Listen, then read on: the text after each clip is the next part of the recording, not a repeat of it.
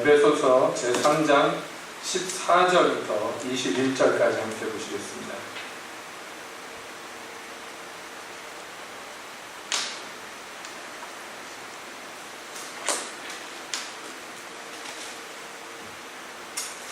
에베소서 제3장 14절부터 21절까지입니다.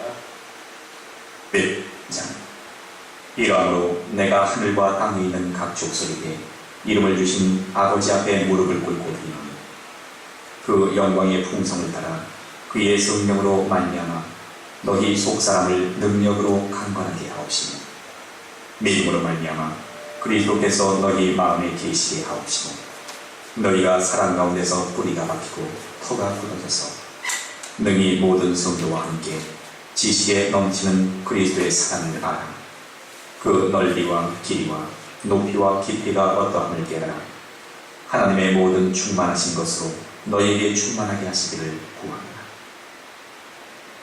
우리 가운데서 역사하시는 능력대로 우리의 온갖 구하는 것이나 생각하는 것에 더 넘치도록 능히 하실 이에게 교회 안에서와 그리스도 예수 안에서 영광이 대대로 영원 무궁하기를 원하노라.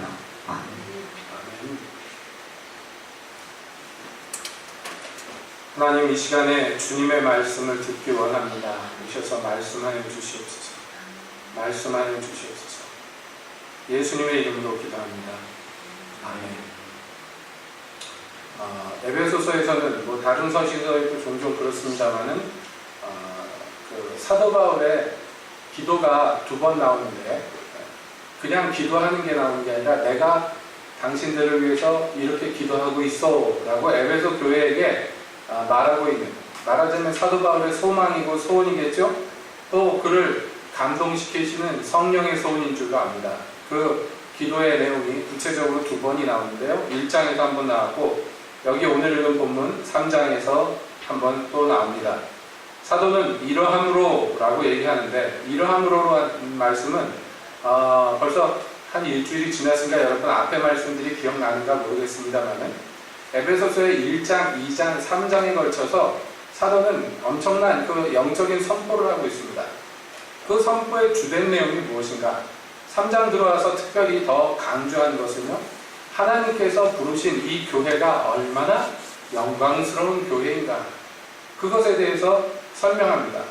이 교회는 본질상 예수 그리스도의 몸입니다. 머리 대신 그리스도와 연결되는 몸입니다. 그런데 그 교회가 예전에는 유대인들로만 구성된 줄 알았어요. 그런데 사실은 하나님의 뜻이 그것이 아니었습니다. 그리스도 안에서 만물이 통일되는 것입니다. 만물이 하나가 되는 것이 하나님의 최종적인 큰 계획인데요. 그것을 성취하시는 첫 발자국으로 이루신 것이 뭐냐? 바로 유대인과 헬라인, 유대인과 이방인의 그 구분 없이 모든 민족, 모든 족속이 그리스도 안에서 하나가 되게 하시는 것. 바로 이것이 하나님의 계획이었고 그것이 실현이 됩니다. 이 시대에 실현이 되기 시작하는 거예요. 그것이 이전 세대에는 비밀이었으나 이제로부터는 비밀이 아니다. 내가 이 비밀을 밝히기 위해서 사도로, 일꾼으로 부름받았다. 사도는 그것을 선포합니다. 그래서 그 놀라운 계획이 이제 드러남으로 말미암아 그 계획을 모르고 있던 이 세상 임금들이 기겁을 하고 놀라요. 이 비밀이 정사와 권세에게 밝혀졌습니다. 하나님의 그 깊은 지혜로 말미암아 계획된 것이 이제 성취가 되는 시대가 드디어 되었습니다.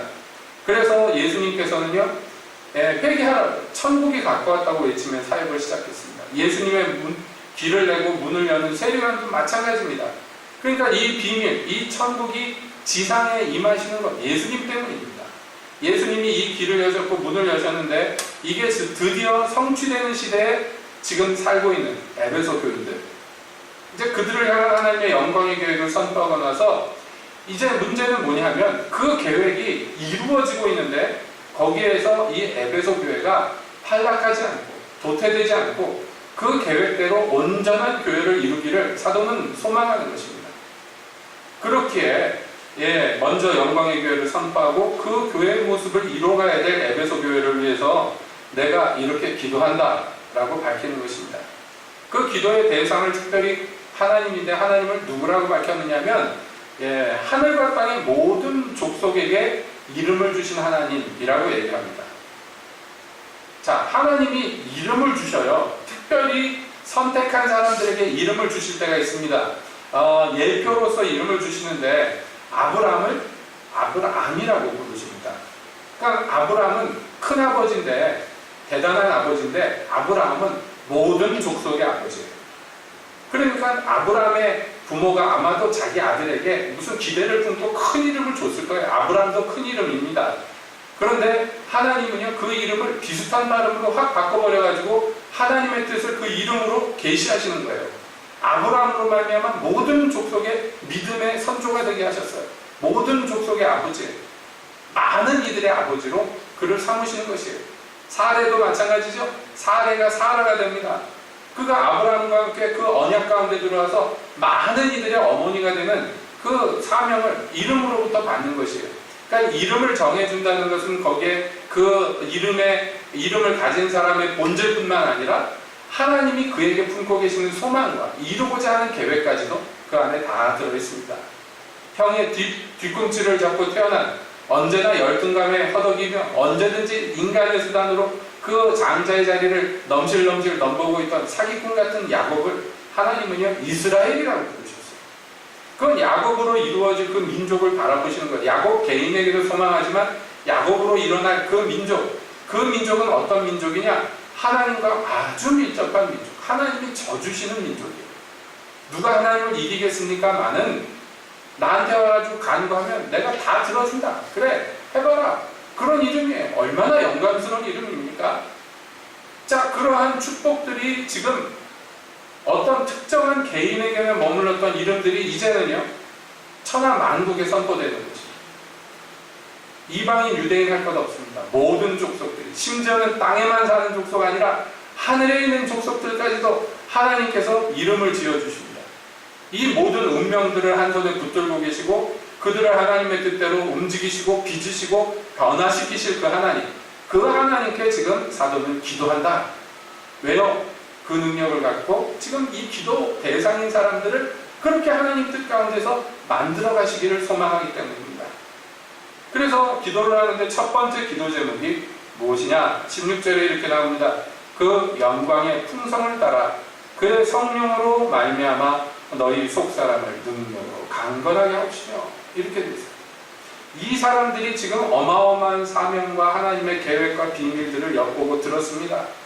문제는 오전 시간에도 말씀드렸습니다만 이것을 이루어드리고자 할진데, 여러분, 거기에 가장 큰 장애가 무엇이에요? 하나님의 뜻이 이루어지는데 항상 가장 큰 장애는요, 마귀가 아닙니다. 이 세상이 아니에요.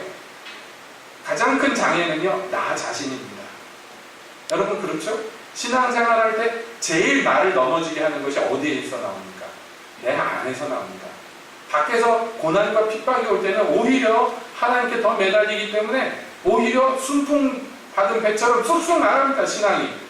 그런데 만사가 편안할 때, 그때 본색이 드러나요. 그때 내 바닥이 드러나요. 모든 것이 원만하게 굴러갈 때 그 사람의 본질이 나옵니다. 하나님밖에 없어요. 하나님만 붙잡고 죽기 살기로 매달리고 가는 다윗이 이제 사방의 적들을 다 거진다 물리치고 편안해졌습니다. 신하들이 전쟁에 좀 나오지 말라고, 왕이 나오니까 정신사납다고, 궁에 계시라고 그럽니다. 여태 제일 최전방에서 칼 뒤두르고 싸웠던 다윗이 평생에 처음 발 뻗고 편안하게 궁전에서 쉬는데, 뭐가 보여요?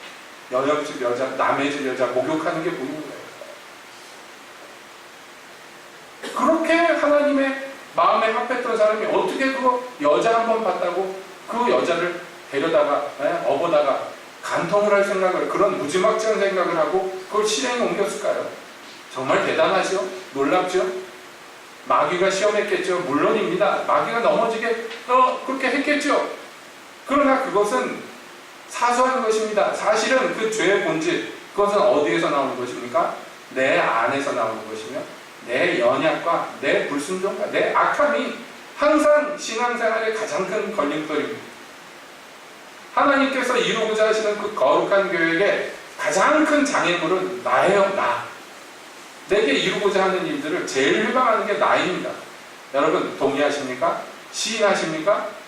그럼 어떻게 해야 되겠습니까? 그대로 방치해야 되겠습니까? 어쩔 수 없는 운명으로 받아들이고 죽어서 천국 가면 좀 나아지겠지, 그때 가면 철들겠지? 아닙니다. 이 땅에서 해결해야 될 문제, 내가 고침받고 변화받아야 됩니다. 그렇게 사도는 기도합니다. 하나님이 영광이 있는데 그 영광이요 쪼잔한 영광이야. 어마어마한 풍성한 영광. 그 영광에 계획이 있고 그 영광에 목표가 있고 그 영광에 역사가 있어요. 그게 이 사람에게 임해야 되는데, 그러기 위해서는 어떻게 하느냐? 성령님을, 우리말 성경에는 이렇게 나와요. 성령으로 말미암아. 이건 좀 약한 표현인데 아주 세게 직역하면 뭐냐면 성령을 보내셔서 이렇게 해주십시오 라는 얘기예요. 아주 단적으로 그냥 노골적으로 얘기합니다. 성령을 시켜서, 심하게 얘기하면 성령님이 성부 하나님보다 아래의 존재는 아니지만은 그런 정도로 강한 어조로 사도가 얘기합니다. 성령을 보내셔서 이 사람들의 속사람을 그 성령님의 능력으로 강건하게 하셔서 그러는 거예요. 우리가 가진 육체의 성정과 육체의 기질을 가지고는요 하나님께 도움되는 건 고사하고 그저 하나님께 회방만 되는 건 평생에, 이거 고침받아야 돼요. 그렇게 사도는 강력한 어조로 하나님 아버지께 구합니다. 주님, 영광에 풍성하신 하나님, 그 영광 중에 임하셔서 성령으로 말미암아 성령이 역사하셔서 이 사람들 속사람을 강건하게 하시옵소서. 여러분, 우리의 이 겉에 보이는 이 사람, 이 아담으로부터 물려받은 이 겉사람, 이거 갖고는 하나님의 뜻을 못 이뤄요. 주가 새롭게 창조하신 사람이 내 안에 있어요. 보이지는 않지만 새롭게 거듭난 영혼이 내 안에, 거듭난 사람이 내 안에 있단 말이에요. 그런데 이게 여러분, 거듭났을 때 물론 생명을 얻었지만은 그거 갖고는 아무 일도 할 수 없어요. 힘이 없어요. 막 태어난 신생아처럼 힘아리가 없습니다. 계속 어린아이로 있으면 유동식만 먹고, 여러분 아시는 바와 같이 우유나 마시고 이유식이나 먹고 제 몸도 가누지 못합니다. 누워서는 목도 가누지 못합니다. 조금 낫다 하는 게 간신히 걸음만 하다가 이리 자빠지고 저리 자빠지고 합니다. 거기에 무슨 아버지의 뜻을 이루고 하나님의 나라를 이루겠습니까? 속사람이 어리고 연약해서는 하나님의 뜻 도무지 이룰 수가 없어요. 제 한 몸도 가누지 못해요. 그냥 밤낮 넘어지고 자빠지고 서 있는 시간보다 넘어져 있는 시간이 더 많아요. 그래 놓고는 인간이니까, 뭐 연약하니까 하나님이 이해하실 거야. 하나님이 물론 이해하시겠죠. 불쌍히 여기시겠죠. 그러나 내게는 그 영광의 풍성을 맛볼 기회가 없어요. 그렇게 해서 도대체 내 인생에서 하나님의 영광이 나타날 기회가 없어요. 주님이 돌봐주십니다. 불쌍히 여기십니다. 그러다가 죽는 거예요. 그냥 동정만 받고 도움만 받다가 죽는 거예요. 그 하나님의 어마어마한 영광이 나를 통해서 땅에 풀어져야 되는데 그걸 도무지 경험을 못해보고 빈약하고 빈곤한 상태로 살다가 그러고 죽어버리면, 여러분 이게 얼마나 슬픈 일이고 얼마나 아픈 일입니까? 그렇죠? 여러분 1장에서 기도했습니다. 하나님, 이 사람들의 마음 눈을 여사 자기를 향하신 하나님의 그 높으신 부르심을 알게 하소서. 여러분 각자에게 우리가 잘 몰라서 그러죠. 하나님이 갖고 계시는 계획이 원대합니다. 어마어마해요. 그러니까 전에도 말씀드렸지만 예언 사역하는 데 가가지고 기도 받아보세요. 하나님의 뜻이 어마어마한 사람이 없어요. 그거 듣고선 마음이 뿌듯해가지고 녹음해와서 자꾸 들으면서 나는 이런 사람이야. 돼야지. 그건 하나님이 그렇게 하겠다는 계획인데 그게 이루어지는 것이 우리의 목표가 돼야죠. 그게 이루어져야 돼요. 그렇게만 됐으면 좋겠어. 근데 안 된단 말이에요. 왜냐? 말씀드렸잖아요. 내가 장애라니까요. 내가 장애. 그러니까 어떻게 해야 됩니까? 이 새로 난 사람이 강건해져야 돼요. 튼튼해져야 돼요. 하나님이 맡기시는 집 영착하고 어깨 턱 짊어지고 척척 걸어갈 수 있게, 그보다 더 강건해져서 삼손처럼 원수의 문을, 성문을 뜯어가지고는 몇십 킬로 바깥에 산꼭대기에 갖다 올려놓을 수 있는 강건함이 있어야 돼요. 그거 어디서 나옵니까? 성령으로 말미암아요. 성령으로 말미암아요. 그러니까 성령님이 내게 오셔서 역사해야 돼요. 특별히 내 속사람을 강건하게 해야 돼요. 속사람을 강건하게 안 하면 하나님을 할 수 없어요. 제가 처음에 예수 믿고 은혜 막 받을 때 마음이 높아져가지고 막 룰루 날라 할 때 전에 말씀드린 기억이 있습니다. 저희 집에 여호와 증인 2명이 전도하러 왔어요. 마침 집에 아무도 없고 저 혼자 있었는데 너희 잡았다. 그래가지고 문을 열고 어서 오시라고 마을에 아줌마 둘하고 저희가 앉아가지고 성경으로 토론하기 시작합니다. 제가요 성경으로 그들의 그 여호와 증인들이 공부하고 나온 거 있잖아요. 기독교인 집에 가가지고 기독교인 말문 막히게 하는 질문들 그거 공부해가지고 나와서 전도한단 말이에요. 그 질문할 때마다 제가 하나님께서 깨닫게 해주시는 말씀으로 대답을 하는데 정말로 한마디도 지지 않고 그들의 말에 다 대답해서 결국 그 사람들이 말할 것이 없도록 대답을 했어요. 근데 문제는요, 얘기를 하면 할수록 제 몸이 꼭 냉장고 안에 들어갑니다. 이 내부에서부터 냉기가 막 뿜어져 나오는데 막 몸이 사시나무 떨려가지고 잠깐만 얘기하다가 잠깐만요. 집 방에 들어가서 옷을 꺼내서 더 입습니다. 그 얘기하는데 옷을 입어도 밖이 추운 게 아니라 안이 추워요. 막 속이 추워. 그래가지고 겨울에나 있는 그 파카를 입고 나와가지고 그거 앉아가지고 그 사람들하고 얘기해요. 감사하게도 얘기 끝나고 그 두 아주머니가 가면서 학생, 우리가 기독교인들한테 전도 많이 해봤는데 학생같이 이렇게 성경을 우리한테 풀어준 사람은 처음 만났다고. 그러면서 갔어요. 제 마음이 뿌듯했지만 그 사람들이 가니까 비로소 안 추운 거예요, 몸이. 참 신기하네. 이거 왜 이랬지? 교회 가서 전도사님한테 물어봤어요. 제가 이래가지고 이랬다. 그랬더니 웃으시면서 그때 무슨 말을 했냐? 그건 네 속사람이 연약해서. 네가 하나님께 쓰임받기는 했지만 속사람이 연약하니까 그 마귀의 종자들하고 마주 앉아있으니까 추웠다는 거예요. 몸이 떨려가지고 힘들었다는 거예요. 그래서 그런가? 하고 생각해보니까 일리가 있는 것 같아요. 저는 그 속사람이 연약하고 강건해지는 게 그게 실제적인 건지 잘 몰랐습니다. 물론 아닐 수도 있습니다만은 제가 몸살기가 와서 그럴 수도 있었지도 모르겠습니다만은 그 사람들 가고 나서 멀쩡해진 거 보니까 뭔가 연관성이 있는 것 같다. 어린 시절이지만 그렇게 생각을 했습니다. 이것은 한 예에 불과합니다. 여러분, 우리에게 하나님의 어마어마한 은혜의 계획이고 우리가 그걸 이루어드리고 싶은 소망이 있을지라도 속사람이 연약하면 이리 자빠지고 저리 자빠지고 안 돼요. 잘. 그러니까 여러분, 이거 정말 우리가 첫 번째 기도 제목으로 놓고 기도해야 돼요.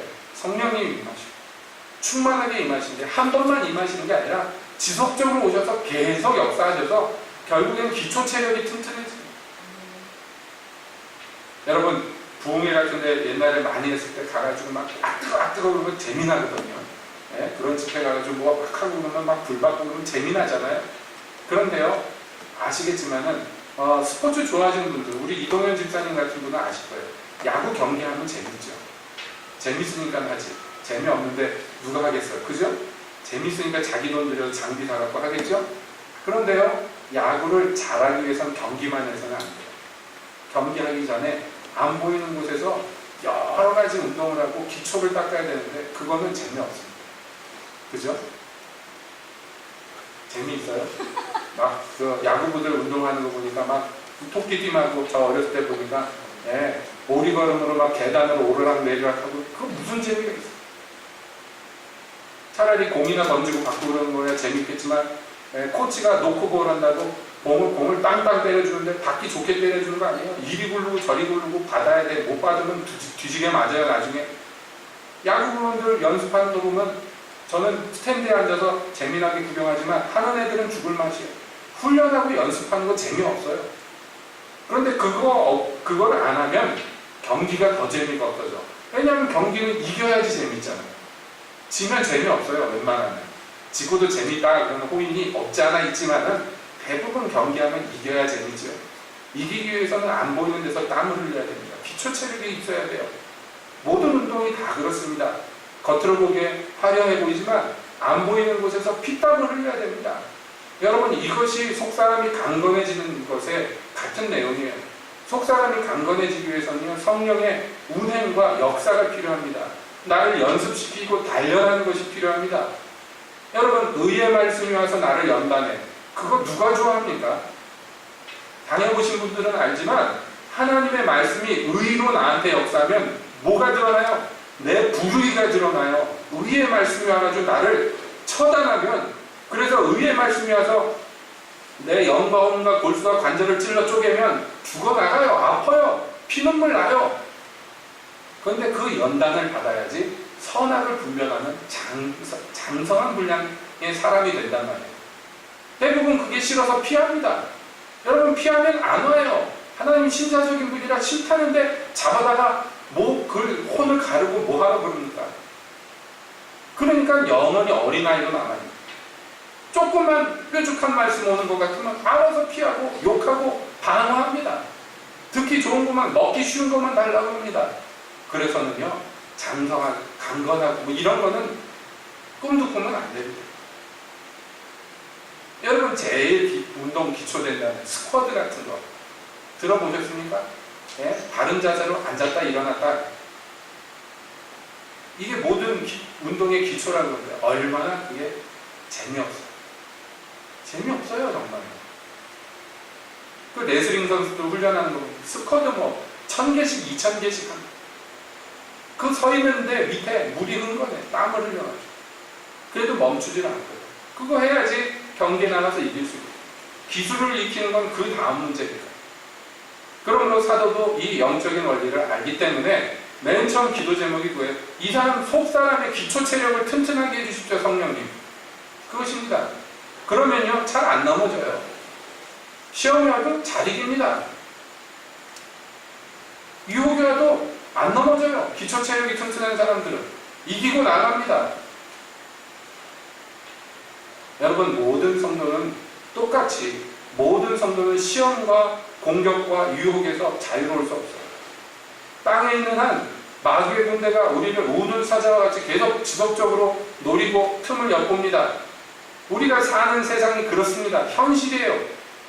거기에서 이기기 위해서 제일 최초의 것은 겉에 갑옷을 입고, 전신갑주를 입고 다 필요합니다. 근데 그건 나중에 나오는 얘기고, 먼저 필요한 건 뭐냐면 그 안에, 갑옷 안에 있는 사람, 내가 자체가 튼튼해야 돼요.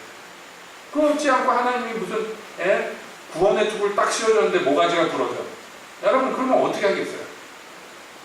이게 황당한 얘기지만 그런다니까요. 진짜로 은사 줬는데 은사 제대로 못 사용하고 제 몸을 상하게 하는 사람들이 얼마나 많아요. 왜냐? 기초 체력이 약해서 그래요.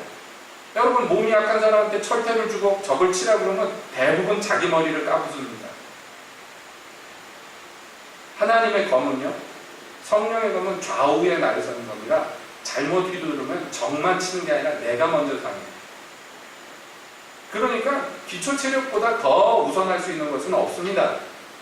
이 전쟁에서, 이 경기에서 이기고 승리하기 위해서 그러므로 우리 속 사람부터 강건해져요.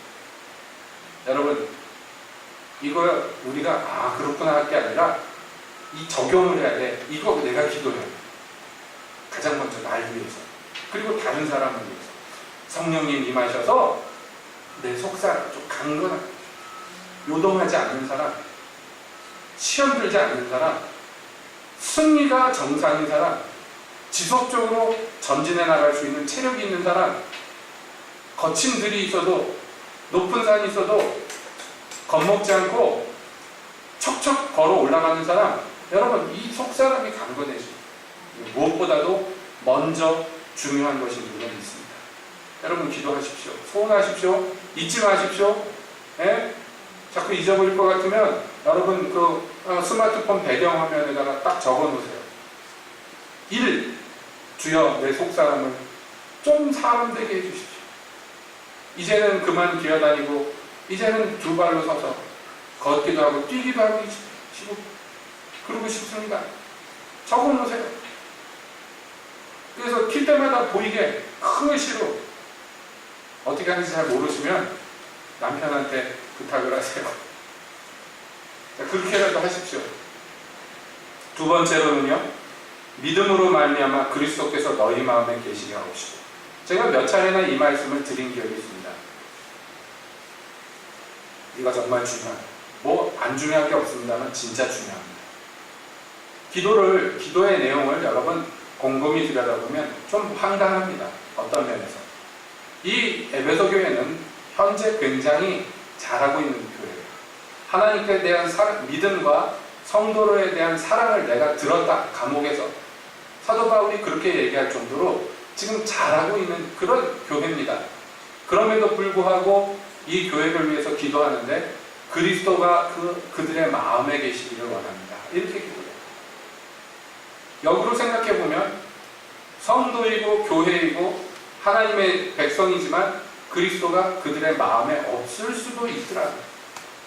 아니, 없기가 더 쉽더라 하는 거예요. 과장도 아니고요. 실제입니다. 그러니까 사도가 이걸 걱정해서 기도하는 거예요. 그러면 그리스도가 마음에 어떻게 하다가 안 계시게 되는가? 앞서서 나옵니다만은 믿음이 없으면 그리스도가 마음에 안 계셔요. 여러분, 믿음이 없으면 어떻게 되느냐? 무엇을 선택할 때마다 사람의 방법을 따라갑니다. 눈에 보이는 것을 쫓아갑니다. 믿음은 보이지 않는 것들을 쫓아가야 되는 것이고 나타나지 않은 것들을 있는 것처럼 여겨야지만 되는 것이기 때문에 믿음이 없으면 항상 나타나는 것을, 있는 것을 추구하게 돼 있어요. 보이는 것을 따르게 돼 있어요. 거기에 예수님은 함께 하실 수 없습니다. 보이지 않는 예수님을 어떻게 내 마음에 모십니까? 믿음도 없는데.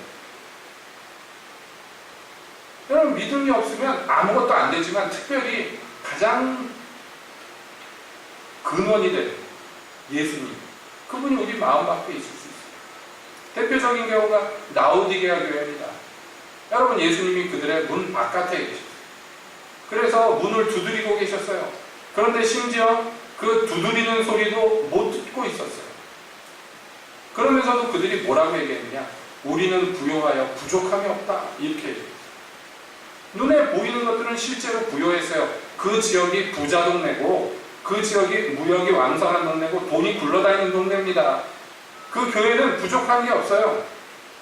여러분, 그런 교회 좋지 않아요? 네? 11조들 1억씩 내고 막 그런 교인들이 우르르 있고 그럼 뭐가 걱정되겠습니까? 부족함이 없는 거예요. 이 돈을 어디다 써야 되는지 그거 근심하고 있습니다. 그런 교회가 있을까 싶지만 있어요, 실제로. 있잖아요. 여러분도 TV를 통해서 보지 않습니까? 헌금 낼 때 번호표 끊어가지고선 기다리고 있으면은 그 헌금 받는 창구에서 방송하잖아요. 몇 번 성도님 몇 번 창구로 오십시오. 은행이랑 똑같잖아요. 그래가지고 헌금을 냅니다. 왜냐? 헌금 봉투가 한두 개가 아니에요. 자기 봉투가 적어도 10개 이상씩 되기 때문에 그거 정산하는 게 은행 가가지고 통장 정리하는 것만큼이나 힘듭니다. 여러분, 얼마나 돈이 들어요. 그런 사람이 수십만 명. 무슨 걱정이 있겠냐? 그런 생각이 들지요? 그래서 돈 때문에 망하는 거예요. 잘못하다가. 부유한데 실제로는 부유하지 않아요. 실제로는 가난하고 실제로는 눈멀었고 실제로는 헐벗었고 실제로는 병들었습니다. 왜냐? 예수님이 안 계셨어요. 딱 한 가지. 예수님만 빼고 다 있었는데 그것 때문에 아무것도 안 해요. 예수님만 있고 아무것도 없는 게 좋아요? 아니면 예수님 없는데 다 있는 게 좋아요? 여러분, 솔직하게 양심적으로 대답하지 마시고 마음으로만 생각해 보세요. 돈 걱정, 땅 걱정, 사람 걱정 없이, 권력 걱정 없이 모든 필요한 것들이 다 있어. 딱 하나 예수님만 없어. 여러분, 그런 교회가 좋겠어요? 우리가 이성적으로는 예수님 믿고 다른 거 다 없는 교회가 좋지요 라고 그럴지 모르지만 현실에서는 안 그렇단 말이에요. 현실에서는 대부분 예수님 빼고 나머지를 선택합니다. 왜 그러느냐? 믿음이 없으면 그래요. 믿음은 믿음이 있는 사람들에게는 실제적이지만 믿음이 없는 사람들에게는 허튼 공상과 마찬가지. 미친 소리나 마찬가지. 믿음이 없는 사람들이 볼 때. 그러니까 이거 선택하는 거예요. 믿음이 있느냐 없느냐는 선택의 기로에 섰을 때 딱 보면 나옵니다. 답이 나와버려요. 그래, 믿음이 없는 사람은요, 예수님 안 선택하고 다른 부요함을 선택합니다. 오직 믿음이 있는 사람만 예수님을 선택합니다. 이건 어쩔 수가 없어요. 여러분, 생각해 봅시다. 이 땅에서 우리가 구제하고 주께 드리고 하는 것들이 여러분 하늘에 창고에 쌓이는 거 믿어지십니까? 진짜, 예? 진짜 믿어져요? 진짜 믿어지면, 여러분이 진짜 믿으면 최소한 지금 내는 헌금보다 몇 배는 낼 거야. 그렇잖아요. 하나님이 그냥 창고에 쌓아놓는 거 아니에요. 창고에 쌓아놓고 어떻게 갚아주신다고 그랬어요? 30배, 60배, 100배로 갚아준다는데, 그거 진짜 믿으면은 여러분 얼씨구나 하고 낼 거예요. 뭐 또 더 헌금할 기회가 없을까? 이럴 거예요. 제가 헌금 예를 들어서 죄송합니다만은 그게 사실 제일 현실을 반영하기 때문에 드리는 것입니다. 그런 말씀을. 그걸 보고 오면 달라질 텐데. 그래서 어떤 분들은 그런 간증하잖아요.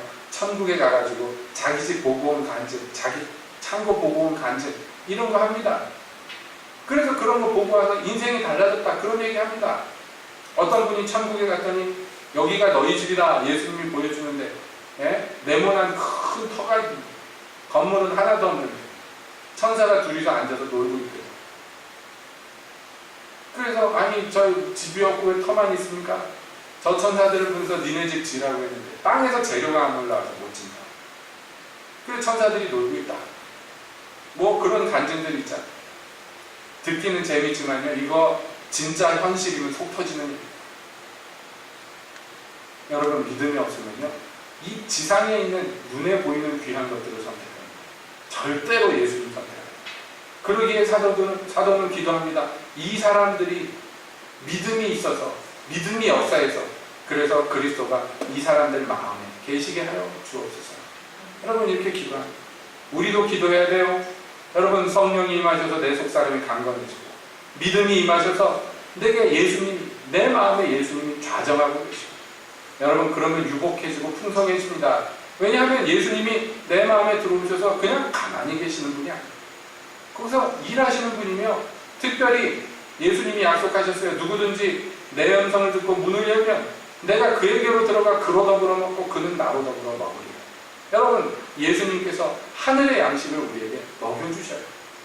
예수님이 마음에 없는 사람은요, 그래서 매일 굶기 때문에 마르고 빈약해지고 병들 수밖에 없어요. 먹지 못하는데 그분 부하가 무슨 소용이 있습니까? 먹어야지 사람. 먹고 마시는 게 제일 중요하죠. 예수님이 그 천국의 것으로 내게 먹이고 입히신다고 약속하십니다. 그러니까 그분이 계신 사람이 사실상 가장 부유한 사람이에요. 여러분 그렇게 사도 바울은 에베소 교회가 예수님이 마음에 계시는 교회가 되기를 하나님께 간구합니다. 그 다음에 여러분이 사랑 가운데서 뿌리가 박히고 터가 굳어져서 라고 얘기해요. 자, 이 사람들의 바탕이 되는 터가 있는데, 예? 여기에 이제 말하자면 이 사람이 심겨지는 나무와 같아요. 비유로 얘기하자면. 그런데 거기에 보세요. 어디에 뿌리를 내야 돼? 우리가 어디에 뿌리를 내야 되냐면 사랑의 뿌리가 박혀요. 우리의 모든 신앙과 인생이 근본이 뭐냐? 기독교의 근본이 뭐냐? 예? 더도덜도 아니고 사랑이죠. 거기에 내 신앙의 뿌리가 콱 가서 박혀요. 그런데 이게 뿌리가 박혔는데 더 좋기는 뭐냐면 이 뿌리가 박힌 게 견고해져야 돼요. 왜냐하면 이 뿌리가 박혀서 자라갈 때 바람도 불고 비도 오고 태풍도 오고 천둥번개도 치고 지진도 나고 별별 일들이 다 있습니다. 사랑을 포기할 만한 일들이 지속적으로 인생에 밀려온다는 거예요. 그때에도 계속해서 사랑 가운데 남아있으려면 뿌리가 깊이 박히고 그 박힌 땅이 단단해가지고 요동하지 않아야 됩니다. 중국에 가면요, 나무를 심는데 우리나라랑 다르게 심습니다. 길을 갖다가 뚫으면 옆에다가 양쪽에 가로수를 심는데, 여러분 우리나라 가로수는 문자 그대로 그냥 구경하려고 심는 나무지 얘가 무슨 특별한 기능이 있는 거 아니잖아요. 근데요, 중국은 가로수를요 거의 틈이 없을 정도로 빽빽하게 몇 줄로 심어요. 모든 길들이 다 그렇게 돼 있어요. 왜 그러냐면 거의 평지기 때문에 동네가 바람이 불면요, 걸리는 게 없으면 지표에 있는 이 조호등들이 다 날아가 버리고, 그래서 뭐 농사도 안 되고 다른 걸 못 한대요. 그러니까 이게 나무를 빽빽하게 심어놔야 돼요. 그래서 좀 바람이 불더라도 뭐가 좀 걸려가지고 바닥에 안 날아가게 해야 돼요. 그러니까 나무들을 그렇게 심어 놓는데, 의도는 좋은데요. 바람이 세게 불면요. 바람이 새는 구멍이 없어가지고 나무들이 쉽게 자빠져요. 그래서 고속도로 같은 데 타고 가다 보면 잘 자란 가로수들이 이렇게 자빠져 있는 걸 많이 봐요. 바람을 더 많이 받으니까 아무래도 넘어져 있겠죠. 특히 고속도로를 보통 이렇게 도로를 할 때 여러분 기초를 잘 해가지고 이렇게 도로를 깔아야 되는데 우리나라도 도로 깔 때 엉터리 망터리를 까는데 중국은 오죽하겠습니까? 상상이 가시죠? 제가 그 속은 못 들여다봤습니다만은 그러니까 도로 양옆에 이렇게 기초를 닦으면서 보통 도로가 조금 높잖아요.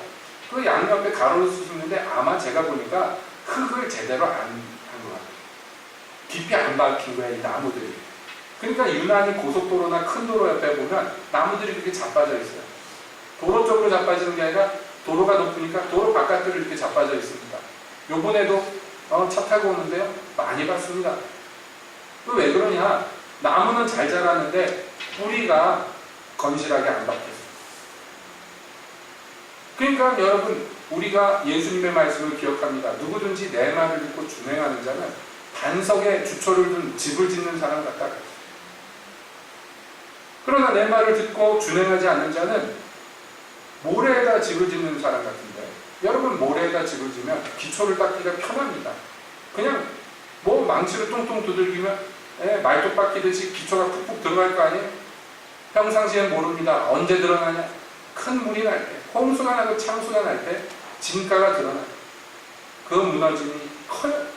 그러나 반석에 세운 집은요 무너지지 않습니다. 처음에 지을 때는 힘들지 몰라도 지어놓고 나면 견고한 것이에요. 여러분 우리의 사랑도 마찬가지입니다. 우리의 터가 사랑이어야 되고 거기에 뿌리가 깊이 박히고 그것이 단단하게 맺어져야 돼요. 그것은 이것을 선택하는 우리의 선택에 달려있습니다. 사랑을 선택할 것이냐 아니면 좀 편하고 수월한 길로 갈 것이냐. 대부분 사랑이라는 것은 조금 고생하는 면이 있고 많이 희생하는 면이 있고 손해보는 것이 많습니다. 항상 사랑하는 쪽이 져야 돼요. 사랑하는 쪽. 다른 집은 어떤지 모르는데 저희 집에서는 그런 얘기 자주 합니다. 예전에 자주 했어요. 내가 당신을 사랑하는 게 죄냐? 내가 따지고 들었어요. 남편을 이렇게 이용해 먹어도 되냐? 웃자고 하는 얘기지만 이거 사택에 방송 나가면 안 되는데 큰일 났네요. 네. 중국에서 말씀을 전하다가 제가 그랬어요. 제가 설교하기 전에 우리 집사람이 저한테 얘기를 한다고. 올라가서 강단에서 내 얘기하면 죽을 줄 알아. 그러면 제가 네! 그러고 올라가서 설교한다고. 이제 농담으로 얘기를 했는데 통역하시는 이가 옆에서 들으니까요. 통역을 어떻게 하느냐면 제가 네! 하고 올라간다고 이렇게 얘기했더니 그분이 통역하는데 전명! 그런데요. 사극에서 황제한테 하는 것처럼. 그랬더니 사람들이 웃겨서 죽는다고 막 난리입니다.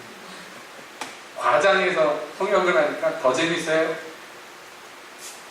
여러분 왜 제가 그런 얘기를 하냐면 사랑하는 쪽이 항상 져주게 돼 있어요. 더 사랑하는 쪽이 항상 져주게 돼 있어요. 이거는 사랑의 원칙이에요. 어쩔 수 없어요. 심지어는 저놈이 내 돈을 노리고 온 제비족이지 알면서도 당할 수밖에 없고 사랑하면 해달라는 대로 다 해줘야 돼. 차도 사주고 옷도 사주고 시계도 사주고 집도 사주고 다 해야 돼. 저게 내 돈 보고 온 계집애지 알면서도 어쩔 수 없어. 사랑하면 지는 거예요. 연애할 때도 그렇고 부부지간에도 그렇습니다. 부부라고 똑같이 사랑합니까?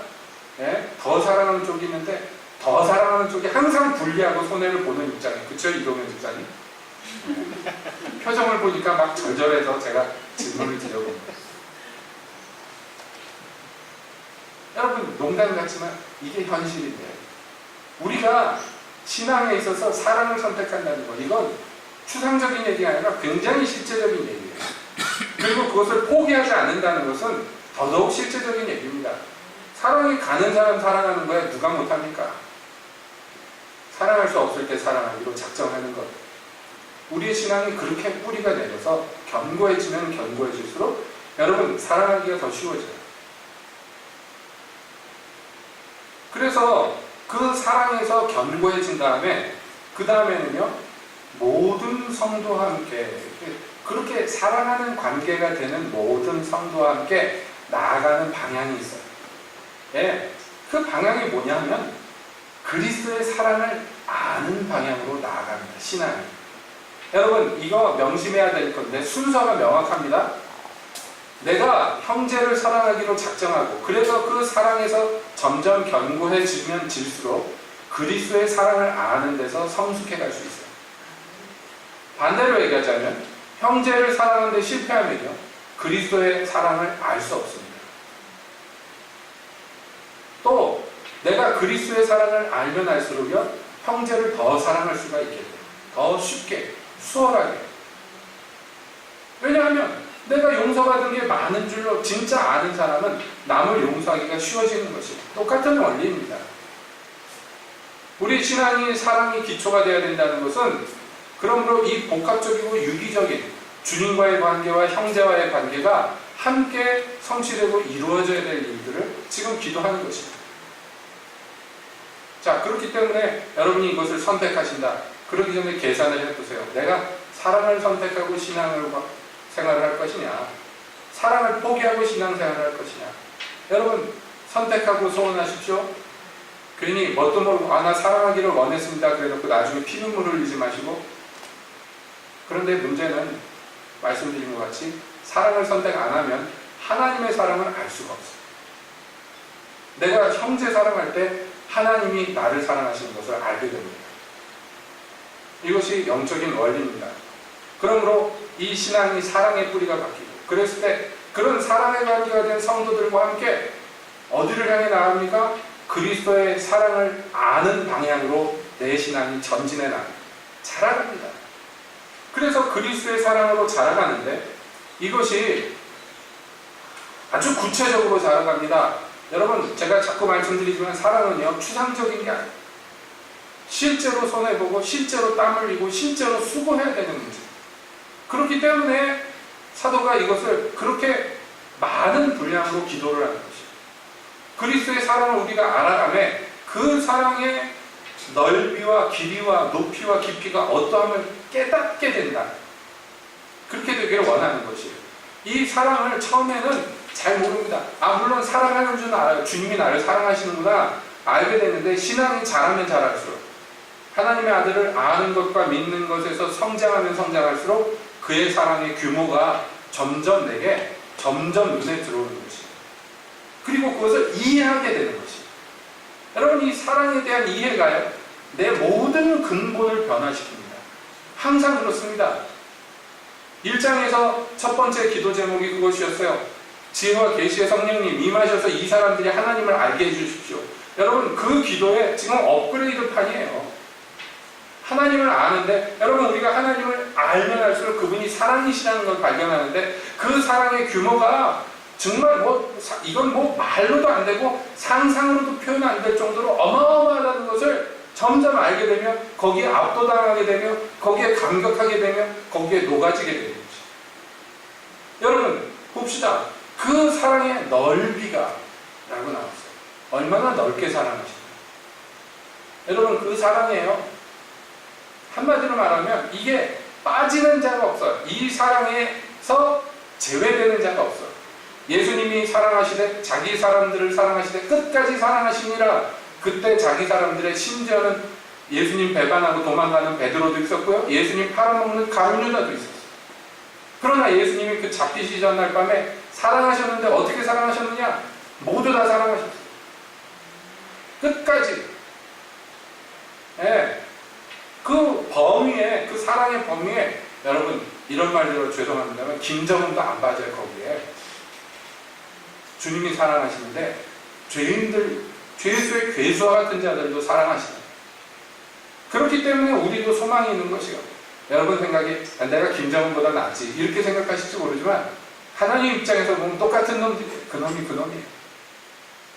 아니 오히려 하나님 모르는 죄인들보다 하나님 알고도 사랑 안 하는 놈들이 더 나쁜 놈들인지도 모릅니다. 그러나 주님께서는 사랑을 포기하지 않으십니다. 그 넓이에서 너 나가 하지 않으시고 끝까지 사랑하시고 특히 자기의 사람들을 여러분, 이것이 우리의 신앙이 얼마나 든든한 보장이 됩니까? 길이는요, 언제까지 사랑하셔요?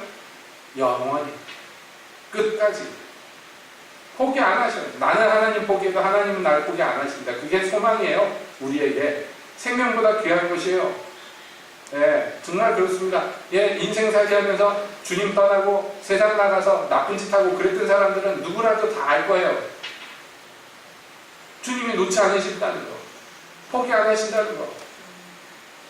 나는 나쁜 마음, 악심을 품고 주님을 포기하고 내 멋대로 살란다. 그래도 주님이 끝까지 붙으셔서 두드려 패서라도 다시 데리고 오시는 것을 보면서 알게 되는 거예요. 아, 주님이 나를 사랑하시네. 아주 끝까지 사랑하십니다. 끈질기게 사랑하십니다. 그 높이는 어떻습니까? 그 깊이는 어떻습니까? 그 사랑이 얼마나 높은지, 얼마나 지고한지요, 얼마나 고상한지요. 우리가 그것을 측량할 필요 없어요. 그 깊이는 어떻습니까? 얼마나 깊이 사랑하십니까? 어거스틴은 얘기했습니다. 여기에서 깊이라는 것은 얼마나 낮아지면서 사랑하시는가를 묘사합니다. 일리가 있습니다. 사랑하시는데 어디까지 사랑하십니까? 그 몸을 낮추시고 굽히셔서요, 인간의 몸을 입고 죄인의 형상을 입고 우리 중에 하나가 되셔서 사랑하셨어요. 어디까지 낮아지십니까? 음부에까지 낮아지시고 거기에 내려가서 복음을 전하셨다고 성경은 얘기해요. 주의 사랑이 어마어마하고 우리가 그냥 어마어마하다는 것만 대충 알지만, 여러분, 형제 사랑으로 무장하고 거기에 견고하면 견고할수록 우리는 그 하나님의 사랑, 예수 그리스도의 사랑이 점점 구체적이 됩니다. 실제적으로 역사하게 될 것이라는 거죠. 그것을 깨닫게 된다는 거죠. 이거 얼마나 큰 복락이지요. 너무나 많은 그리스도인들이 하나님의 사랑을 잘 모릅니다. 하나님이 사랑이시라는 것도 잘 모릅니다. 한 번만 알게 되면 아주 인생이 폭발해버릴 건데 그거를 잘 몰라가지고 그냥 삽니다. 참 안타깝습니다. 그러니까 사도가 기도하는 것이에요. 이들이 정말 그분의 사랑을 알았으면 좋겠다. 그래서 하나님의 사랑을 깨닫게 되면 이것이 그 사랑 안에서 역사합니다. 지금까지 기도하는 것이 결론적으로 어떤 결과를 도출해내는데, 그것은요, 이 사람이 하나님의 모든 충만하신 것으로 충만하게 됩니다. 이것은 뭐 우리가 단순하게 성령 충만 이렇게만 얘기할 문제가 아니에요.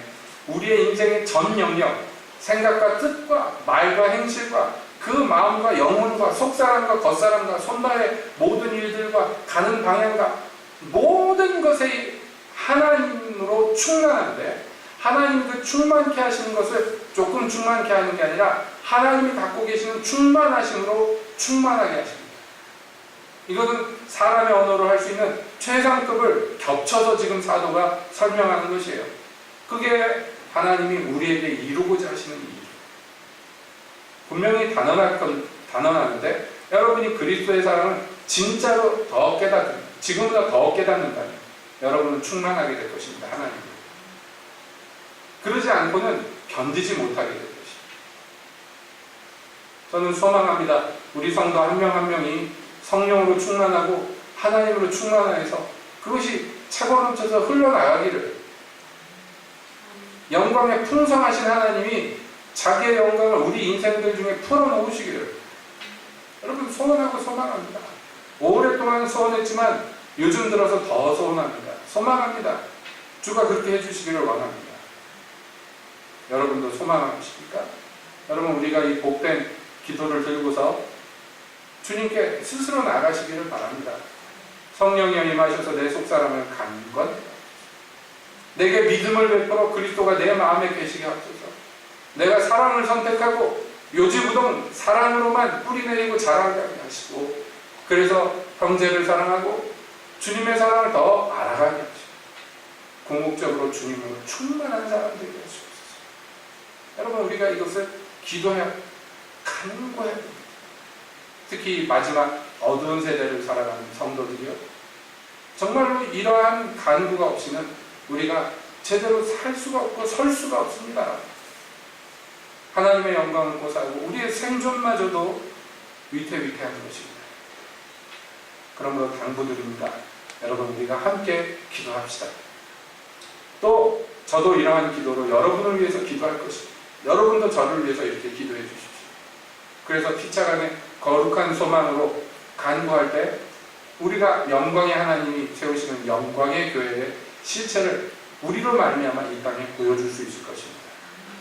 그런 큰 소망을 갖고 말씀을 상고했습니다. 주님, 이 말씀이 이 각 사람 중에 이루어지게 하옵소서. 아멘. 기도하겠습니다.